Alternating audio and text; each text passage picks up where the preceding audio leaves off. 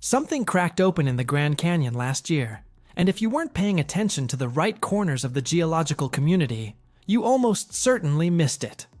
Not because it was hidden, not because anyone covered it up, but because most of us have been conditioned to think of the Grand Canyon as a postcard, a static, ancient, beautiful thing that just sits there looking dramatic. We don't think of it as a system. We don't think of it as something that's still moving, still breathing, still capable of doing something genuinely surprising. That conditioning is exactly what I want to dismantle today. Because what the geology actually shows, and what researchers have been documenting with growing interest, is that the ground beneath one of America's most visited landmarks is not as quiet as it looks. There are fractures, there are emissions, there is heat, and there is a volcanic field right next to the Grand Canyon that is, by every technical definition, still considered active. I'm not here to tell you the Grand Canyon is about to blow up tomorrow. That's not what the science says, and I'm not.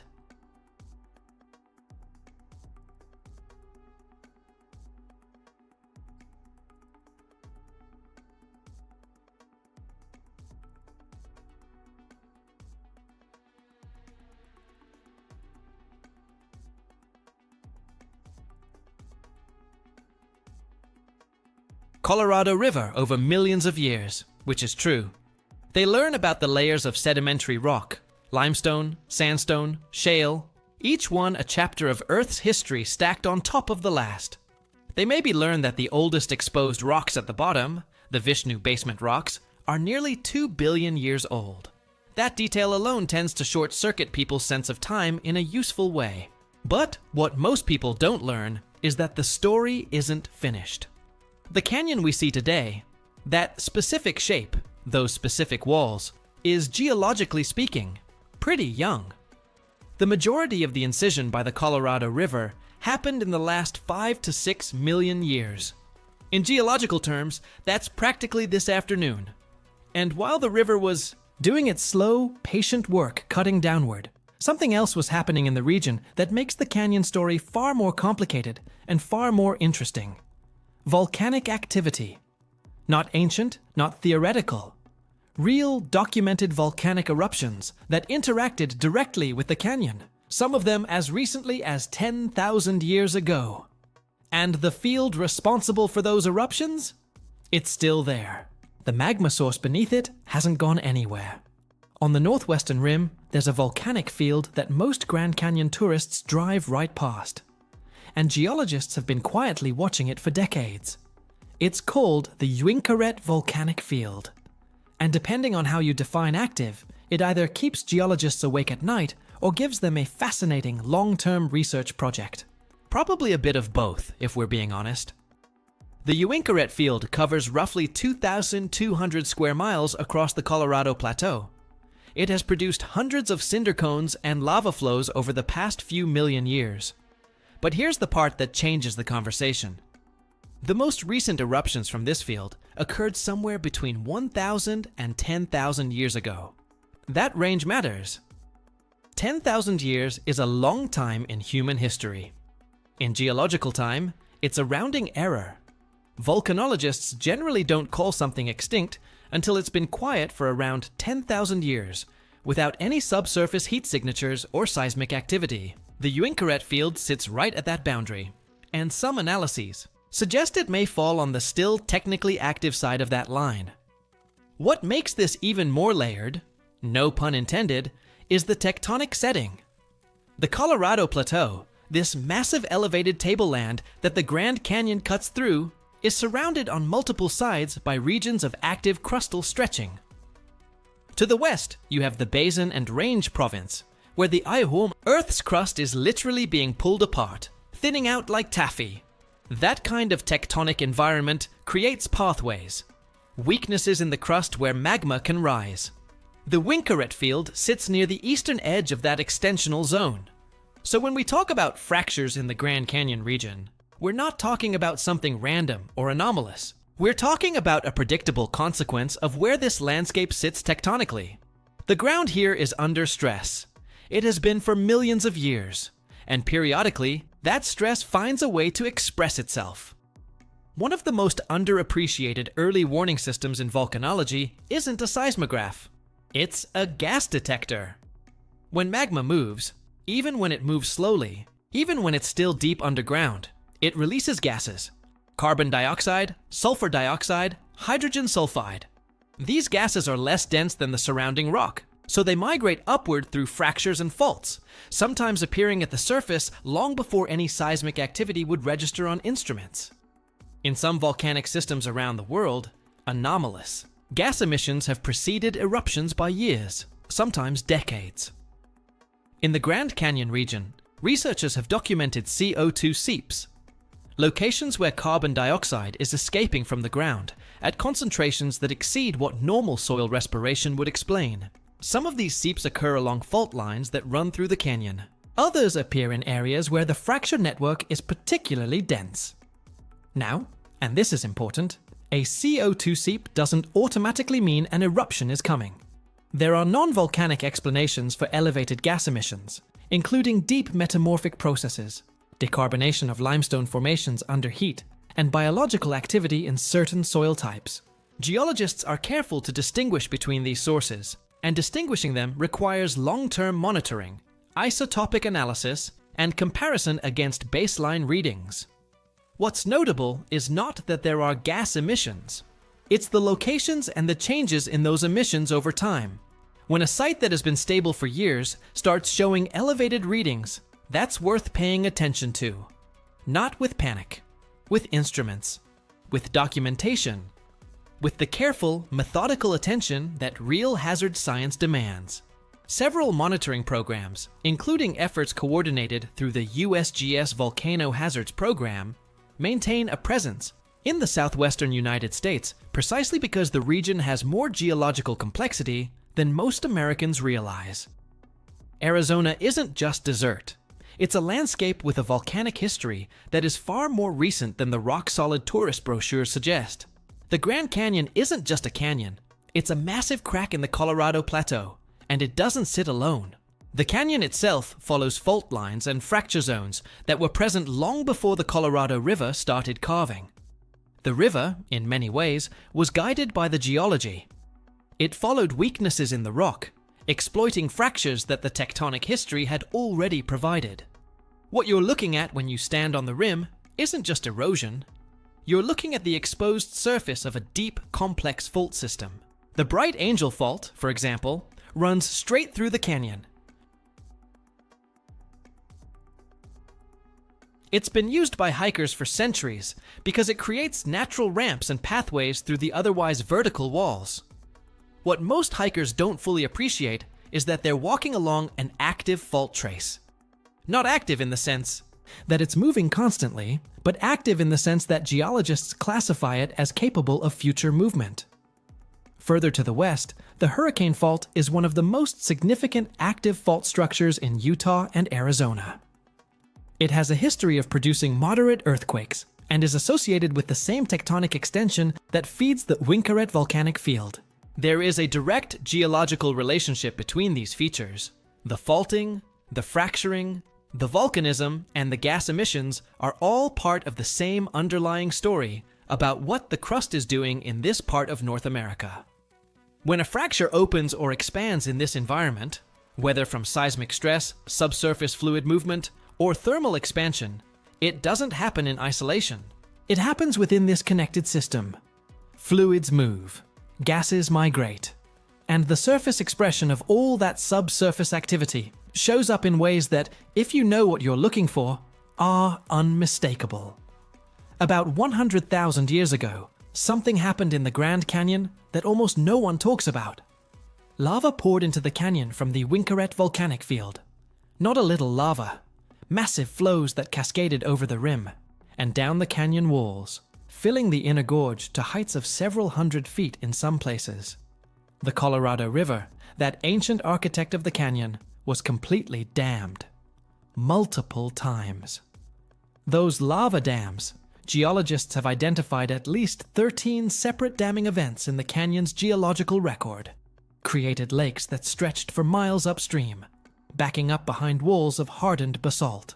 Eventually, the river would cut through them, erode them, reclaim its path. But the evidence is still there on the canyon walls, preserved in those dark, vertical streaks of basalt that look almost like something poured down from above. Because that's exactly what they are. Geologist Robert Webb and colleagues have done extensive work documenting these lava flows and their ages. The picture that emerges is of a landscape where volcanic and fluvial processes were interacting in dramatic ways far more recently than most visitors imagine when they stand on the rim and stare down at what looks like timeless, unchanging stone. The youngest of these flows has been dated to somewhere around 1,000 years ago, using argon-argon radiometric dating methods, though there is ongoing scientific debate about some of the younger age estimates and the methodology involved. What's not debated is the fundamental point. This canyon has experienced volcanic intrusion within a time frame that, geologically speaking, is essentially contemporary. The geological processes that produce those lava dams are not necessarily finished. That's not sensationalism. That's what the rock record says. So where do we actually stand right now? What are the instruments telling us?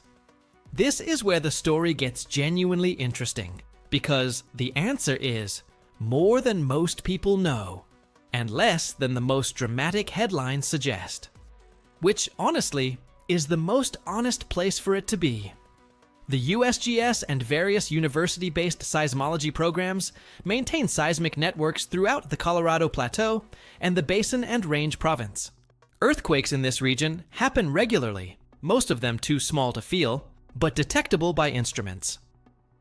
The pattern of seismicity in northwestern Arizona shows a landscape that is not geologically inert. Clusters of small earthquakes along the hurricane fault system occur periodically. These aren't alarming in isolation, but they're part of a monitoring picture that geologists take seriously.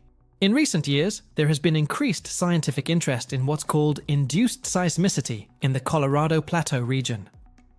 Earthquakes that may be influenced by human activities, like water injection associated with resource extraction. Separating natural tectonic seismicity from potentially induced seismicity is an active area of research, and it matters for understanding baseline activity in the region. On the gas monitoring side, the Colorado Plateau is part of a broader zone of interest for researchers studying mantle-derived CO2, that is, carbon dioxide, that originates not just in the crust, but in the deeper mantle, rising through ancient fracture systems. Isotopic signatures in some gas samples from the region show characteristics consistent with deep mantle-sourced origin. This doesn't translate to eruption imminent. Mantle-derived CO2 can migrate slowly through stable, non-eruptive systems for thousands of years. But it does confirm that the connection between the surface and the deep earth in this region is more open than in geologically quiescent areas. The most recent comprehensive hazard assessment for the Winkaret volcanic field, conducted by the USGS, classifies it as a low-threat volcanic system.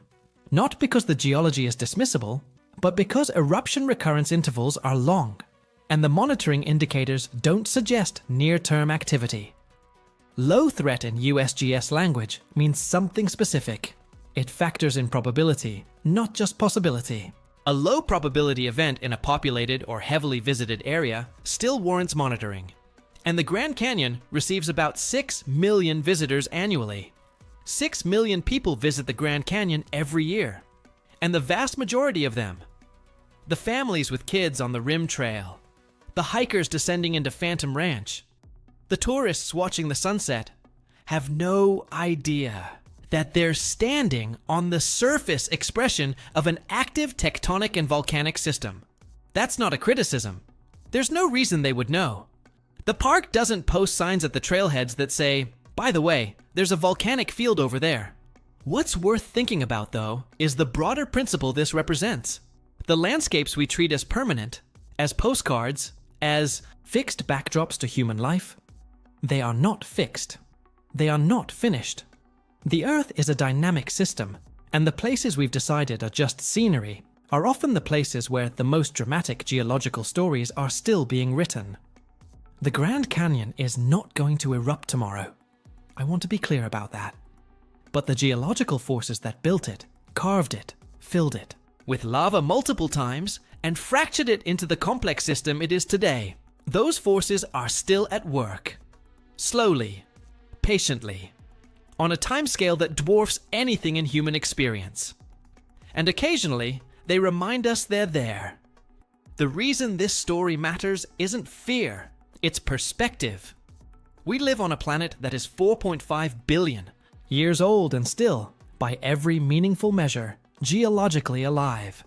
The volcanoes, the earthquakes, the rifts and fractures. These aren't anomalies or catastrophes in the long view. They're the normal operating condition of a rocky planet with a hot interior and thin, dynamic crust. We are, in the most literal sense, living on top of something that's still in the process of becoming whatever it's going to be next. The Grand Canyon encodes 2 billion years of Earth history in its walls. Every layer of rock is a record of conditions on this planet when the life forms that eventually became us didn't exist yet. And beneath those walls, the same processes that created them, heat, pressure, tectonic movement, the slow restlessness of the mantle, are still ongoing. The fractures being documented, the gases being measured, the seismic tremors being recorded by instruments in the desert. They're not signs of an impending apocalypse. They're signs of a planet that's paying attention to its own interior. They're the canyon breathing. What I'd encourage you to take away from this is not anxiety about your next trip to Arizona. It's something closer to the opposite, a deepened sense of wonder at what the Grand Canyon actually is. Not just a hole in the ground, not just a pretty view, but a living record of planetary history, carved by forces that are still active in a landscape that is still, quietly and patiently, changing. The geologists monitoring the Winkerette field, measuring the gas seeps, tracking the seismicity, they're not doing it because they think disaster is imminent. They're doing it because understanding a system this complex, in a place this significant, is simply the right thing to do. Science at its best isn't about confirming what we already think we know. It's about paying attention to the places that still have surprises left in them. The Grand Canyon is one of those places. If this kind of deep dive into the geology hiding beneath the places we think we know resonates with you, subscribe, hit the bell, because there are landscapes all over this planet, with stories this layered, this surprising, this genuinely underappreciated, and I plan to keep finding them.